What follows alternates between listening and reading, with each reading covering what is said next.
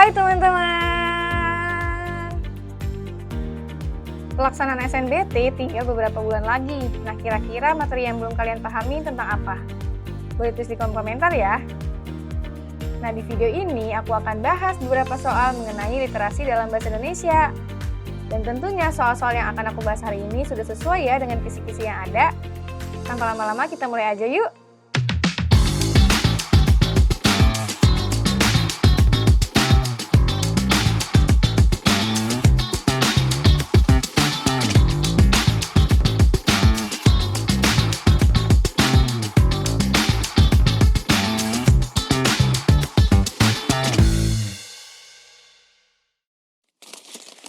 Oke, teman-teman, kita masuk ke soal pertama ya. Di sini ada teks atau bacaan yang membahas mengenai mitos yang muncul ketika adanya pandemi COVID-19. Bentukan kata yang tidak tepat pada teks di atas adalah A. Kata merajalela pada kalimat 1, B. Kata disembuhkan pada kalimat 2, C. Kata mengkonsumsi pada kalimat 3, D. Kata menyebar pada kalimat 5, E. Kata berkaitan pada kalimat 8. Nah, di sini kalian kalau ketemu soal yang kayak gini, sebenarnya kalian tidak perlu membaca teksnya secara keseluruhan. Tapi kalian bisa langsung lihat aja nih ke soal yang ditanyakannya itu tentang apa. Dan juga lihat opsi jawabannya, kalimat mana yang ditanyakan atau dirujuk nih teman-teman. Kayak di soal ini, kalimat-kalimat yang dirujuknya itu adalah kalimat 1, kalimat 2, kalimat 3, kalimat 5, dan kalimat 8. Nah, jadi kalian fokus aja ya ke kalimat-kalimat di sini nih. Nah, juga kalian bisa langsung aja lihat ke kata-kata yang memang ditanyakannya nih, teman-teman. Ada kata merajalela, disembuhkan, mengkonsumsi, menyebar, dan berkaitan. Nah, dari sini teman-teman, menurut kalian kata mana yang bentukan katanya itu tidak tepat?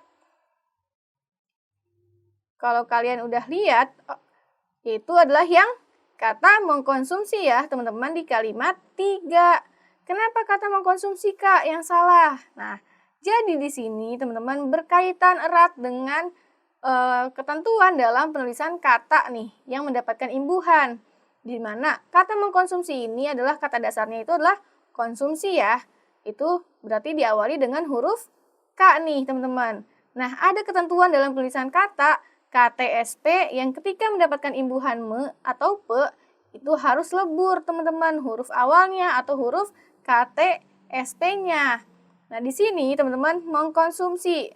Nah, tadi kan ada kata K nih. Semestinya kata K di sini lebur teman-teman menjadi mengonsumsi. Jadi untuk soal ini teman-teman bentukan kata yang tidak tepat itu ada di kalimat 3 ya, yaitu kata mengkonsumsi. Atau opsi jawaban yang C. Oke, kita masuk ke soal nomor 2. Teksnya masih sama dengan soal sebelumnya teman-teman. Penggunaan konjungsi yang tidak tepat pada teks tersebut adalah A. Kata atau pada kalimat 4, B. Kata jika pada kalimat 4, C. Kata sehingga pada kalimat 5, D. Kata karena pada kalimat 6, E. Kata dan pada kalimat 8. Nah, di sini teman-teman, karena yang ditanyakan itu adalah konjungsi atau kata hubung, maka kalian harus lihat ke kalimatnya, tapi fokus ke kalimat-kalimat yang ada di dalam opsi jawabannya aja ya, jadi tidak perlu membahas atau membaca secara keseluruhan. Nah, di sini di kalimat 4, 5, 6, 8. Berarti di sini 4, 5, 6, dan 8. Kira-kira teman-teman, mana nih konjungsi yang tidak tepat dari teks di sini? Kita cari dulu ya konjungsi-konjungsinya nih. Ada kata atau, kemudian ada kata jika, kemudian ada kata sehingga di kalimat 5. Dan juga dan. Di kalimat 6 ada kata dengan, kemudian karena. Kemudian di kalimat 8 ada kata dengan dan juga dan. Nah, dari konjungsi-konjungsi ini teman-teman yang mana nih konjungsi yang tidak tepat penggunaannya? Yaitu ada di kalimat 4 ya teman-teman, di konjungsi atau. Kenapa nih Kak konjungsi atau salah penggunaannya? Nah, karena teman-teman konjungsi atau ini adalah konjungsi intrakalimat koordinatif. Jadi konjungsi atau ini tidak bisa diletakkan di awal kalimat. Nah, di kalimat 4 ini konjungsi ataunya diletakkan di awal kalimat. Berarti ini salah ya teman-teman untuk penggunaan konjungsinya. Jadi untuk soal ini teman-teman jawabannya itu adalah yang A. Kata atau pada kalimat 4.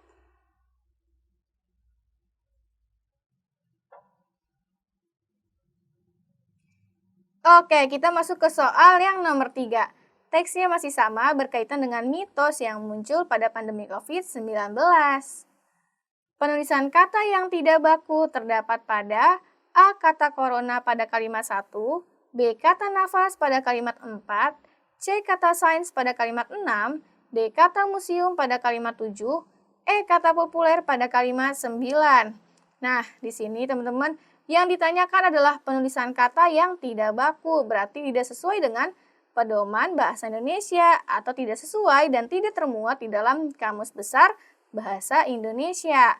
Nah, di sini teman-teman, kalian juga tidak perlu membaca keseluruhan nih. Kalian langsung fokus aja nih ke kata-kata yang ada di dalam opsi jawaban. Ada kata corona, kemudian kata nafas, kemudian kata sains, kata museum, dan kata populer. Nah, dari kata-kata ini, teman-teman, mana kata yang tidak baku atau yang tidak ada di dalam Kamus Besar Bahasa Indonesia? Yaitu kata napas ya, teman-teman, di kalimat 4. Kenapa nih? Ini kata nafas ini adalah kata yang tidak baku. Karena kata yang bakunya itu dan yang ada di dalam Kamus Besar Bahasa Indonesia itu adalah napas menggunakan P, bukan menggunakan F. Jadi untuk soal ini teman-teman jawabannya itu adalah yang B ya. Kata nafas pada kalimat 4. Tunggu dulu. Sebelum aku lanjutin ke soal nomor 4, aku meminta tolong ke kalian dulu nih untuk bantu channel ini agar terus berkembang dengan cara klik like video ini, kemudian subscribe dan jangan lupa nyalain notifikasi karena kita bakal ketemu setiap hari loh. Gak cuma sama aku, tapi sama mentor-mentor lainnya juga. Dan jangan lupa untuk share video ini ke pejuang PTN lainnya ya. Kalau udah, yuk kita masuk ke soal nomor 4-nya.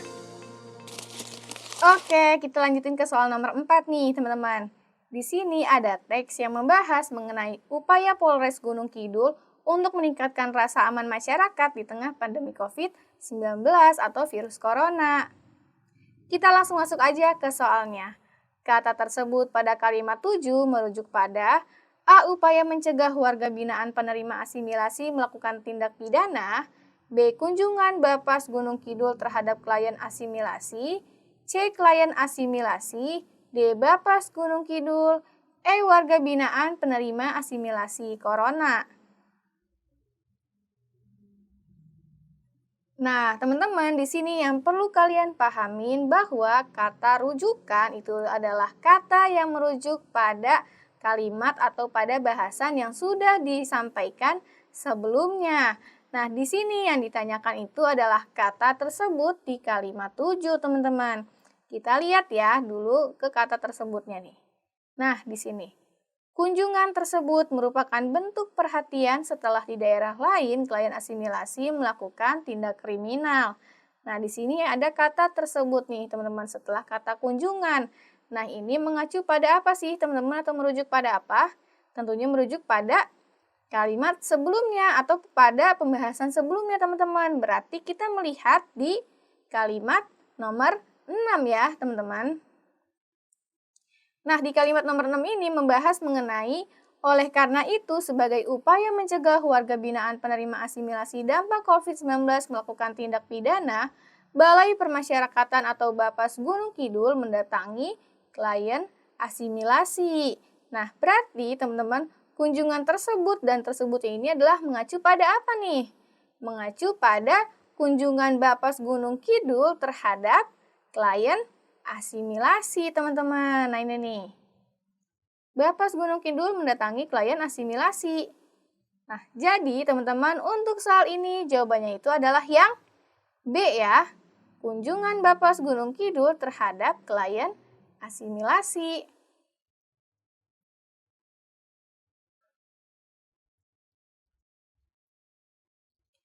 Oke, kita masuk ke soal nomor 5 atau soal yang terakhir nih, teman-teman.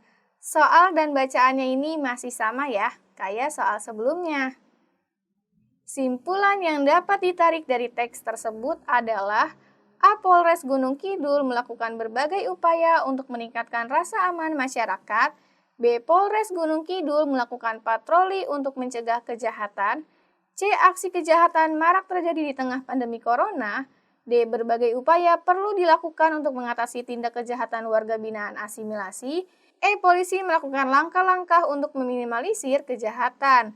Nah, teman-teman, di sini karena yang ditanyakan adalah simpulan, maka kalian harus membaca keseluruhan bacaannya dan kalian menarik pokok bahasan atau intisari dari bacaannya, teman-teman.